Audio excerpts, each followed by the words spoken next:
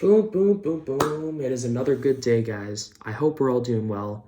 I'm excited to see you all. I'm excited for the fact that you guys are watching this video. It really means a lot. I appreciate it.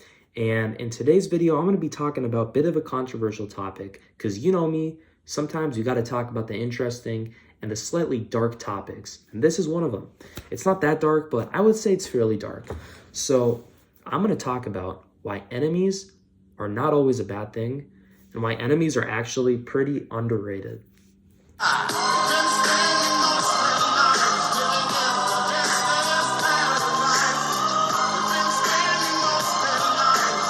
So let's just start off really easy and light and simple here.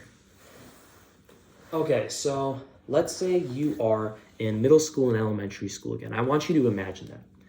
Let's try to remember the time you were on a playground. I'm sure we all had a similar experience like this in some way, shape, form, or another. We were in elementary school. It could have been anywhere, K through 5, 5th grade, and we were just going about our day, and there was some really mean and aggressive kid because you know people, especially when they're kids, they can be extra cruel. So especially when they're in like kindergarten or anywhere from K through 5 grade level. So let's say you're going about your day and there's some other little kid and they're a rascal, they're really mean, they're giving everybody a hard time, they're obnoxious, they're naughty, and they go up to you and they say, hey, you're an idiot, you're fat, nobody likes you, you should give up on your life or something stupid, all right? Like just something really absolutely obnoxious that just doesn't make sense. But in that moment, you're a little kid and it hurts your feelings and you feel these emotions, these negative pangs of emotions like you never felt before. You feel a great sense of anger, sadness, and maybe a little bit of depression in that moment. It can depend on your sensitivity levels.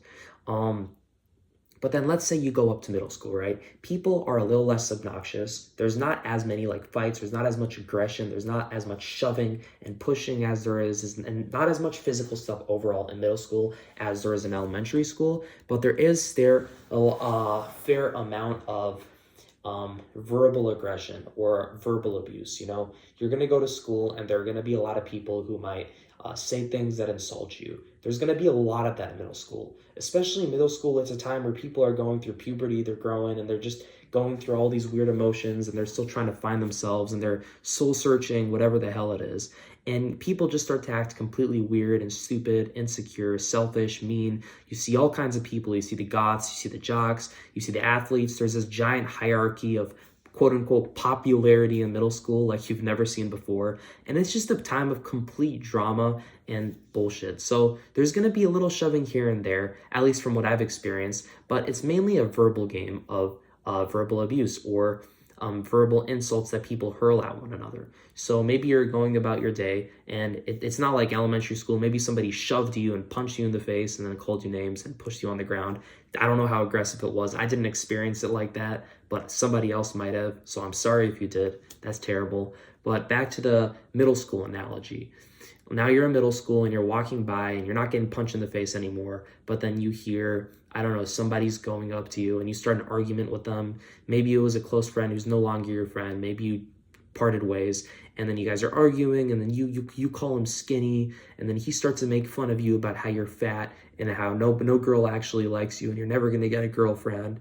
And then there's people around, they start to crowd around, everyone's going crazy, and then they laugh at you, and then you push him and then he pushes you, and then you guys are about to get in a fight, but then, you know, teachers break it up, whatever.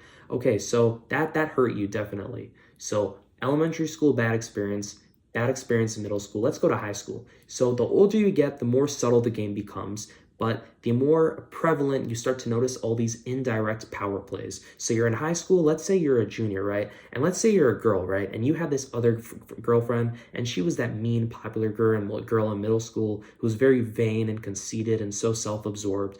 And she was very open and direct when she had a problem with you in middle school. She was very aggressive. She would even slap you in the face if she had a problem with you. And she used to make fun of people a lot. And then you're in middle school, and she's still that known as that mean girl, but she's very like indirect, or she's maybe not as too indirect. Like she'll make faces at you. She'll make very snarky comments in your presence, but she won't directly 100% say what she thinks about you, but she'll make it very clear what her intentions are or what her feelings are or her sentiments are about you. And then let's say later that day you hear from your other girlfriends that she said that you're fat and snobby and that she hates you, and then you confront the girl and then she makes a snarky comment but she doesn't directly say it, and then you start to wonder what her deal is and her problem is. And then let's say you see that same girl. Now let's say you're done with high school, right? You see that same girl 20 years later down the road, and she's still that same girl from within inside. She still has that childish, negative, and stupid and idiotic and vain and conceited self from deep within her. But on the outside, she seems to be very polite. Like, oh wow, you never noticed how much she's changed. Let me just get a sip of this water.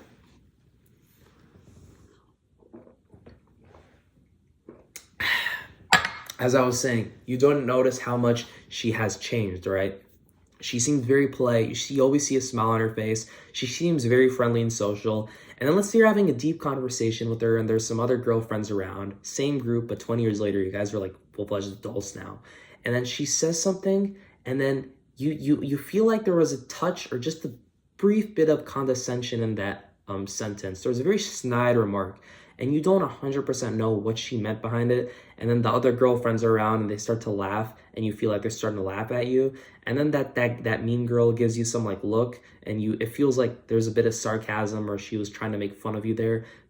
And then you start to question her about it, but then she quickly moves on. And then later she says something that sounds a little bit condescending, but she isn't 100% clear about it. So it's the same girl, same personality, same mean girl, but she is very good at hiding it or being indirect about it and doing it all in a quote unquote mature way, like in a mature sense, just because she's older and she's better able to hide that mean side to her. So going back to my point here, I experienced it in this kind of a way. I'm not a full adult yet. I'm still in my senior year of high school, but I've seen how things have gradually progressed, and I see how adults are. They seem very mature and we all look up to them, but even if you're an adult, everybody has an immature and childish side to them, no matter how old they get. Even if they're 80 years old, they're still going to have a childish side to them. There are some people that are just completely immature, no matter how old they get. So when I was in elementary school, there were a lot more aggressive people. I remember there's a lot of shoving on the playground. Somebody was like shoving me, some guy who was bigger than me and stronger than me and more powerful than me. And I remember I was extra sensitive when I was little. I'm not that kind of sensitive person now. I can like take things. I don't really care. I love joking around with people. But when I was a little kid, I was that kid who was like sensitive. Like if you said something to me, I would take it too seriously. I remember when I was little, some kid told me your mom is spaghetti. And I took that in the literal sense, in literal form. And it took me a little while to get out of that mental rut and understand that my mom wasn't actually spaghetti. So going back to my point, somebody was shoving me on the playground, and there were these kids who were kind of like mean to me, and they were mean to everyone else, but like when they were mean to me, I was extra sensitive about it. So while other kids would move on, I would tend to overthink these things, although it happened to everyone, not just me. So I would overthink them. And I remember I was still having these thoughts about what these jerks said to me. And when I was 11 years old, after the 5th grade, it was a summer after the 5th grade, and while everybody was playing Fortnite, that shit was hella popular over the summer. I started I started doing push-ups. I was in my room and I was like, you know what? For whatever reason, I can't stop thinking about what these people said to me. I was skinny, I was pretty weak, I was pretty small, and I did not have any good base of cardio or stamina or strength or anything like that whatsoever. So I started doing push-ups and I really started to lock in with that while everybody else was playing Fortnite. And before you knew it, I was like almost 12 years old, but it was like midway through my 6th grade year of middle school. So 6th grade, first year of middle school. And bro, I kid you not, hundreds of push-ups a day, at least 500 sit-ups a day, and like a couple hundred squats. That was my routine. We get to the summer after 6th grade, repping like almost 500 push-ups and like at least 600, 500 sit-ups and maybe some squats. But like, I know my form is kind of shit, but the point is that I was working hard. And before you know it, I'm a senior right now in high school, and I'm not big or massive, but I have a very good base of cardio. And I would say I'm very fit.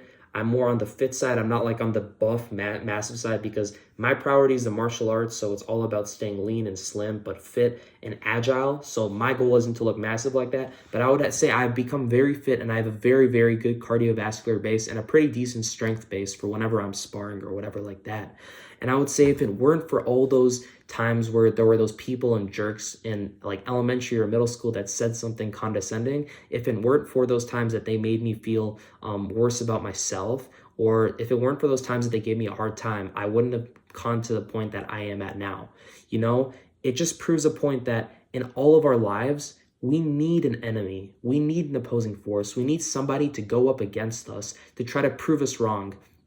Because as a result, we can use those things or those people or that group of people or that obstacle as a source of a motivation, a motivator, something, a tool to inspire us, to prove ourselves worthy of this world or that surrounds us. You know, it's people tend to think of the bad things as the bad and the good things as the good. But people don't understand that everything in life is double-sided. There's always more than one side to every story. What seems bad isn't always necessarily bad. Now, obviously, there are things like assault. That's terribly bad. Obviously, there's not really two sides to that. That's very bad. But I'm not talking about that. I'm talking about things like boredom or bullying or somebody that's making fun of you and giving you a hard time. Sure, it seems bad in the moment, but that's what has made so many people successful. If you think about it, there are some really big celebrities like Elon Musk. He's like one of the richest men in the world. But if you read this one book about him, he used to get bullied very bad. I think he got beaten or somebody got beaten, and he used to get like bullied pretty bad. He had a hard time with bullies at one point. But I bet that they were part of the reason why he was so inspired to, you know, prove this world that he was worthy of himself and the whole world around him. And as a result, he became one of the most richest and successful men in the whole wide world, despite the hardships that he had to go through at the time. I'm just using him as an example. What I'm saying is that the next time you have an experience where you have an enemy or you have an opposing force, or you even have somebody that's just slightly against you that you don't like, don't think of it as a bad thing. There will always be somebody who's against you, somebody that slightly dislikes you. There will always be an opposing force, an antagonist that goes against you. Instead of viewing that as a bad thing, view it as a good thing, a source of motivation, an inspiration, a motivator to drive you to work your absolute hardest in your life to prove yourself worthy against your quote-unquote opponent. Without an enemy, there is no motivation and there is no battle to win at the game of life. That's my message for the day. Next time you got an enemy, next time you got somebody who makes fun of you, use that as a source of inspiration, motivation, and don't think of it as just a bad thing. I know this is a bit of a controversial topic, but it was totally worth discussing, even though the video was a little longer than usual. Thank you, boys, for opening up this video. It truly means a lot. If you liked it, please drop a like and subscribe. You know that means a lot to me. I would really appreciate it. And have a great rest of your night. Adios.